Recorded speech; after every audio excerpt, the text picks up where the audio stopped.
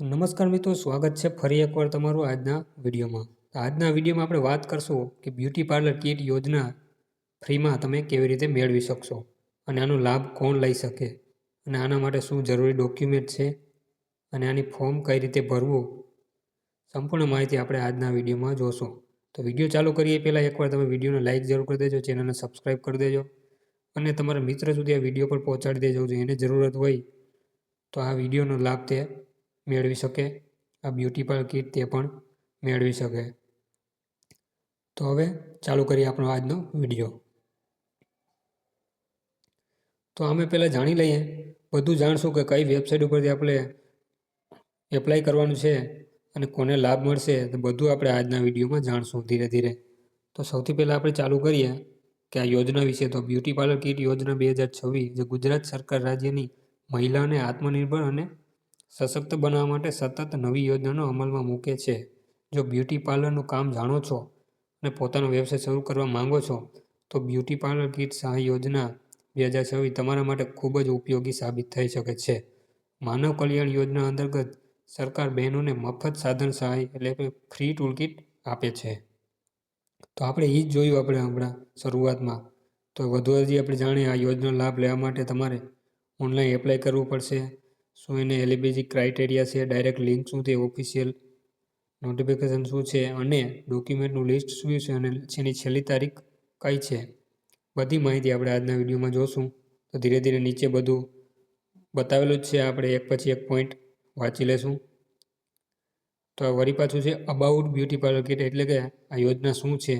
તો એકવાર પાછું જોઈ લઈએ. ગુજરાત સરકારના કુટીર અને ઉદ્યોગ કમિશન કચેરી દ્વારા માનવ કલ્યાણ યોજના ચલાવવામાં આવે છે. આ યોજના હેઠળ કુલ 28 પ્રકારના વ્યવસાયો સાધનો સહાય ટૂલ કિટ આપવામાં આવે છે, જેમાં બ્યુટી પાર્લર કિટ પણ છે. આજે આપણે એનો વાત કરશું.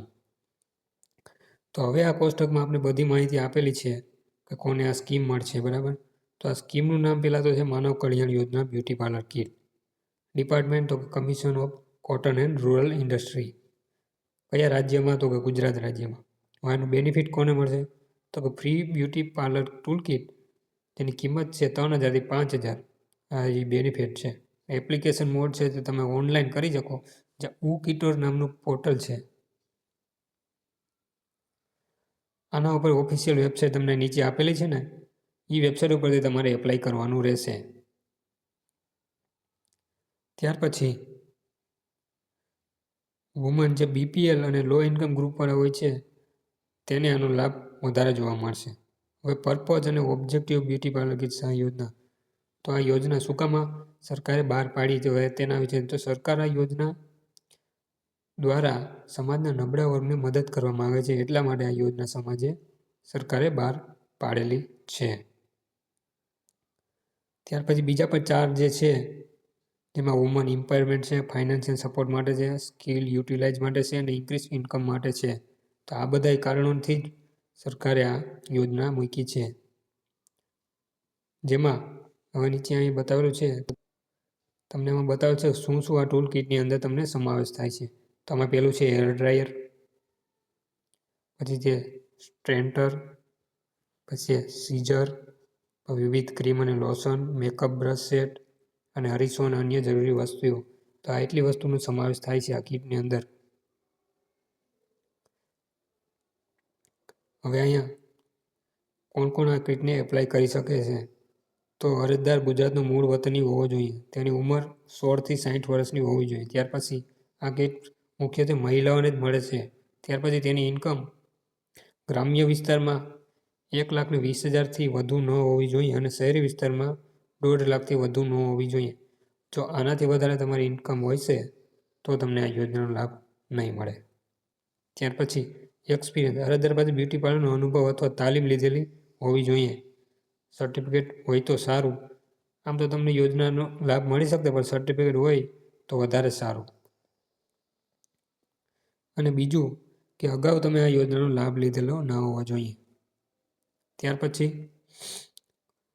હવે વાત કરશું આપણે ડોક્યુમેન્ટની. તો જેમાં પહેલું છે આધાર કાર્ડ, ત્યાર પછી છે રેશન કાર્ડ, ત્યાર પછી આવકનો દાખલો, જેમ આપણે કીધું એ રીતે કાસ્ટ સર્ટિફિકેટ છે, વીજળીનું ચૂંટણી કાર્ડ અથવા વીજળીનું બિલ, પ્રોફેશનલ ટ્રેનિંગ સર્ટિફિકેટ હોય તો, ત્યાર પછી પાસપોર્ટ સાઇઝનો ફોટો અને સિગ્નેચર. એટલી પ્રકારની વસ્તુ આપણે આ વેબસાઇટ ઉપર જઈને એપ્લાય કરવાની છે. એપ્લાય કઈ રીતે કરવું તમને ન આવડતું હોય તો મને નીચે કમેન્ટ કરજો વિડીયો નીચે, આપણે એના પર એક વિડીયો બનાવી દઈશું. તો આજના વિડીયોમાં હતું એટલું જ. વિડીયો તમને પસંદ આવ્યો તો એક લાઇક કરજો અને ચેનલને સબસ્ક્રાઈબ કરવાનું તો ભૂલતા જ નહીં.